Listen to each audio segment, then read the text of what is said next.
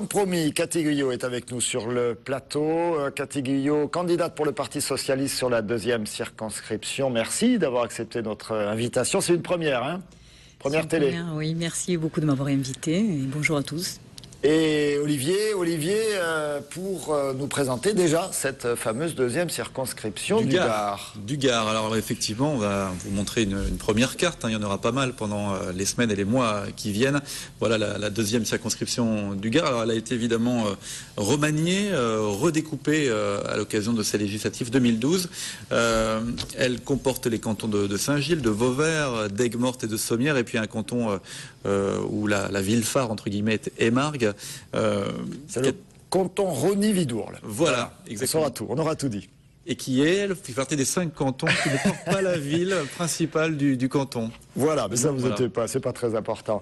Donc une circonscription qui a été légèrement remaniée, vous l'avez dit, puisqu'il y a une nouvelle circonscription, on aura l'occasion de rappeler, dans le Gard. Il y en a une 6e qui se localise plutôt à l'est de Nîmes avec le canton d'Uzès et celui de Beaucaire. Qui intègre Beaucaire, qui faisait partie du 2e, effectivement. Qui faisait partie de cette circo-là.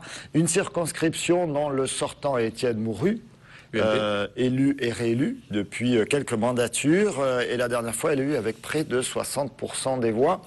Ça veut dire, première question, Cathy Guyot, que c'est pas forcément une circonscription facile, comme on dirait.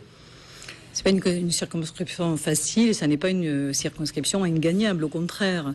On n'est pas dans la configuration de 2007, avec un président de la République très fort, Nicolas Sarkozy, bien élu, et donc une dynamique autour de lui. Je pense qu'aujourd'hui, les circonstances sont complètement différentes. On est plutôt dans une autre dynamique, et je compte beaucoup sur la dynamique de la victoire de François Hollande aux élections présidentielles, bien sûr. Il faut rappeler que lors d'une autre élection, c'est Alain Fabre-Pujol, donc l'ancien premier adjoint à la mairie de Nîmes, du Parti Socialiste, il était Parti Socialiste à l'époque, je vais essayer de ne pas vous embrouiller, qui avait été élu sur cette circonscription. En 97, oui, donc voilà. Il y avait eu une vague rose, il avait été élu sur une triangulaire. Donc sur une vague rose, sur une triangulaire, j'allais dire sur un malentendu, non, je me permettrai pas. Non, pas du tout, non, mais après, à l'issue d'une belle victoire de François Hollande et d'une belle campagne pour ces élections législatives, parce que aucun combat n'est perdu d'avance, aucun combat n'est gagné d'avance. Donc, quand on choisit de s'engager en politique, on y va pour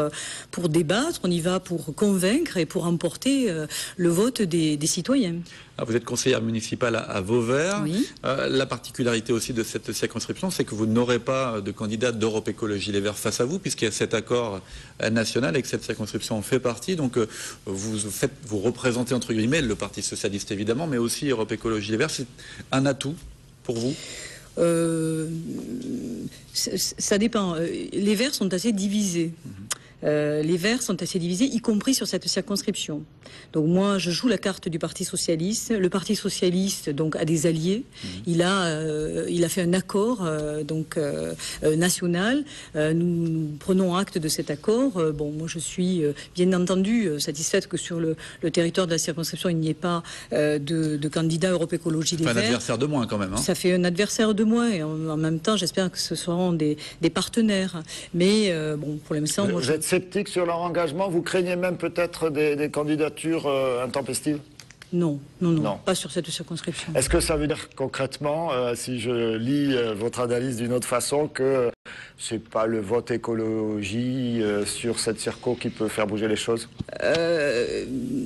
C'est un vote effectivement qui est contradictoire un petit peu. Donc on a sur cette circonscription des identités fortes qui quelquefois effectivement peuvent être heurtées par des prises d'opposition écologistes. Mais pour autant, je crois que les engagements, moi il me semble quand même que sur ce territoire, beaucoup, que ce soit les chasseurs, les pêcheurs, les agriculteurs, les viticulteurs, tout le monde est engagé au service du développement durable. Alors peu ou prou, il y a des progrès, il y a une grande marge de progression, mais je crois que tout le monde a conscience que la Terre, c'est notre bien commun et que nous avons aujourd'hui besoin d'évoluer dans nos pratiques. Un mot de la parité, on en parle beaucoup, on va beaucoup en parler pendant ces législatives et ces présidentielles. pas beaucoup de candidates dans le Gard, 2 candidates dont vous-même, avec Françoise Dumas sur la première circonscription. Dans l'Hérault, pas beaucoup mieux loti puisqu'il y a 3 candidates pour 9 circonscriptions. C'est regrettable, c'est une avancée. Comment vous voyez cela? Vous parlez du Parti Socialiste. Parti Socialiste, bien sûr, on reste dans le Parti Socialiste. Alors, la loi sur la parité a été une avancée formidable.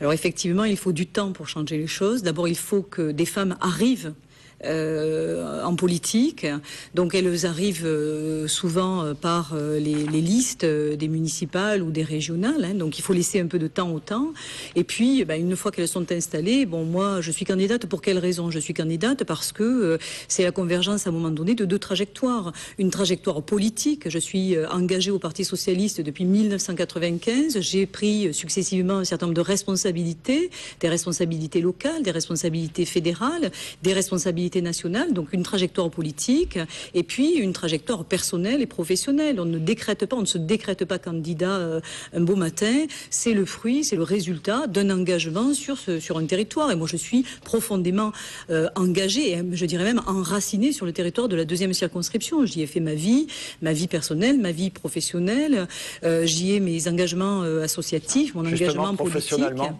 que l'on vous connaisse un peu mieux, vous faites quoi? Je suis chargée de mission dans un syndicat, dans un établissement public qui est le syndicat mixte du pays Vidourle-Camargue et qui est une fédération qui rassemble des communautés de communes. Et notre mission, c'est de faire du développement local. Donc je connais particulièrement bien les problématiques ce territoire. Qu'est-ce qui peut, au-delà, et on va y revenir, de la donne nationale, hein, de l'éventuelle élection du candidat de votre camp qui permettrait une vague plutôt pour vous, le Rose. Au-delà de ça, qu'est-ce qui peut être déterminant dans votre action à vous, localement, pour être élu, vous, Cathy Guillot? Je crois que les problématiques de la circonscription, ce sont peu ou prou les problématiques nationales. La question de l'emploi sur cette circonscription, c'est une question qui est cruciale.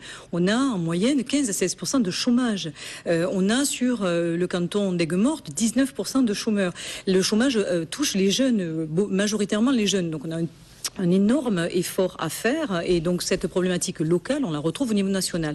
On a une problématique également qui est la problématique de l'agriculture. Donc sur cette circonscription qui est une circonscription rurale et périurbaine, on a de la viticulture qui a connu une crise très forte, bon, qui semble maintenant un peu sortie d'affaires, mais enfin c'est très fragile. On a du maraîchage, on a de l'arboriculture, on a la pêche et on a l'élevage. On a une singularité aussi, c'est l'élevage du taureau de Camargue qui n'est pas sans poser un certain nombre de problèmes aux éleveurs parce qu'il y a la question de l'accessibilité aux terres, par exemple la question du foncier. Bon, il y a également une problématique sur les inondations qui est vraiment très prégnante sur ce territoire. Donc des problématiques qu'on retrouve localement et qu'on peut aller défendre donc au niveau national. Une particularité qu'il faut aussi faire reconnaître donc avec cette tradition culturelle, cette tradition taurine qui mérite, me semble-t-il, d'être mieux connue et reconnue et que nous en fassions un outil marketing entre guillemets pour ce territoire, une plus-value pour ce territoire. Donc je crois que ce sont des questions essentielles, y compris aussi la question de la sécurité. Nous ne nous cachons pas, il y a sur ce territoire de la 10e circonscription, comme partout en France, des problèmes au niveau de la sécurité. Et il y a également des questions sur l'accessibilité des services publics, l'accessibilité des services aux services de santé, par exemple. Bon, donc il y a beaucoup, effectivement, de problématiques et beaucoup de travail. Cathy Guillot, on va revenir dans un instant sur le meeting de François Hollande. On va parler des présidentielles qui sont intimement liées aussi aux législatives cette année. Mais un mot quand même là on voit effectivement le meeting de François Hollande. Vous y étiez. Quel sentiment vous avez eu? Un sentiment de fierté. Moi, je suis sortie de là, j'avoue, les larmes aux yeux, parce que entendre 25 000 personnes chanter la Marseillaise, c'est émouvant, j'en suis encore émue. Et puis, j'ai trouvé que vraiment c'était le discours d'un chef d'État. Le discours d'un chef d'État, il s'est adressé à son camp, le Parti Socialiste, mais bien au-delà, il s'est adressé d'abord à la France. Et c'est ce qui est important. Moi, je crois que nous avons aujourd'hui besoin d'un président qui rassemble, qui réunisse les Français, et pas du tout d'un président qui clive, d'un président qui monte certaines catégories contre les autres. Donc, ce que j'ai trouvé là, c'était, un discours au-dessus des partis, un discours véritablement d'engagement très fort, de grande sincérité et voilà de quelqu'un qui est particulièrement déterminé pour redresser ce pays, qui en a beaucoup besoin. On le sait, les législatives seront effectivement liées au présidentiel, c'est juste après, c'est en juin. Une question quand même, on a parlé d'un de vos adversaires, Étienne Mourru, qui est le député sortant UMP. Il y a un autre adversaire qui est Gilbert Collard, qui a fait effectivement son lancement de campagne avec le soutien du président d'honneur du FN, Jean-Marie Le Pen, on le voit sur ces images. Bon, c'est une figure médiatique. Comment vous appréhendez effectivement la présence de ce candidat soutenu par le Front National ? Alors, comment je l'appréhende? Je l'appréhende pas du tout. C'est-à-dire que bon, je suis très sereine par rapport à ça. C'est le candidat du Front National. Bon, il a beau se défendre en disant qu'il n'a pas sa carte au parti, dans ce parti, que c'est un ami personnel de Marine Le Pen. C'est quand même le représentant du Front National. C'est clair. Bon, Gilbert Collard, il a, après avoir un peu tergiversé, enfin, on connaît un petit peu son nomadisme politique, donc et son nomadisme aussi géographique. Donc, il a posé son parachute sur cette circonscription. Bon, dont acte. Pour moi, c'est un candidat comme les autres. Ce que je souhaite, c'est que simplement, il n'instrumentalise pas et il ne se serve pas du vote des électeurs de cette circonscription pour aller faire des effets de manche à l'Assemblée. Mais je crois que les habitants méritent un député qui soit proche d'eux, qui soit engagé à leur côté et qui défende les problématiques véritablement du territoire à l'Assemblée nationale. Cathy Guillot, merci d'être venue sur le plateau de TV Sud. On enchaîne avec la suite de la politique. C'est toujours avec Olivier Roiran.